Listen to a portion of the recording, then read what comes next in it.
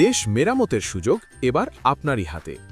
আগামী 12 ফেব্রুয়ারি একসঙ্গে হবে দুটি ভোট, একটি জাতীয় সংসদের নির্বাচন, অন্যটি জুলাই জাতীয় সনদের ওপর গণভোট। গণভোটে হ্যাঁ ভোট দিলে আপনি যা পাবেন। 10 বছরের বেশি কেউ প্রধানমন্ত্রী পদে থাকতে পারবেন না।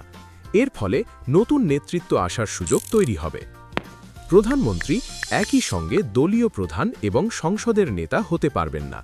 এর ফলে একজনের হাতে সব ক্ষমতা কুক্ষিগত হবে না। রাষ্ট্রপতির ক্ষমতা বাড়বে।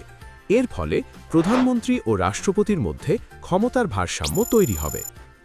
সব দলের মত নিয়ে গঠিত হবে তত্ত্বাবধায়ক সরকার এবং সৎ, যোগ্য ও নিরপেক্ষ লোক বাছাই করে নিয়োগ দেওয়া হবে সরকারি প্রতিষ্ঠানে।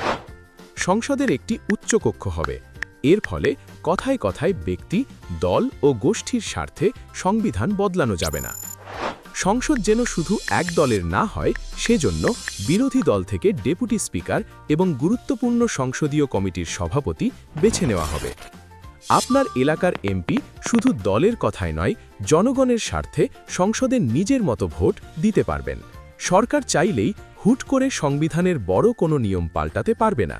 তার জন্য গণভোটের মাধ্যমে জনগণের মতামত নিতে হবে। বিচার বিভাগের স্বাধীনতা ও নিরপেক্ষতা নিশ্চিত হবে। আদালত যাবে জনগণের দোরগোড়ায়। ফলে গরিব ধনী সবার ন্যায় বিচার পাওয়ার সুযোগ তৈরি হবে।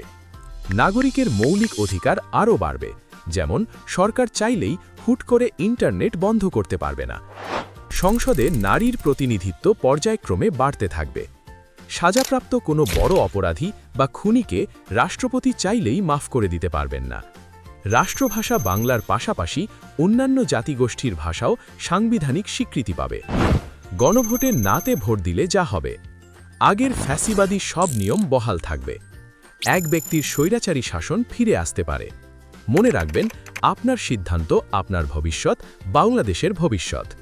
প্রচারণায় সুজন, সুশাসনের জন্য নাগরিক।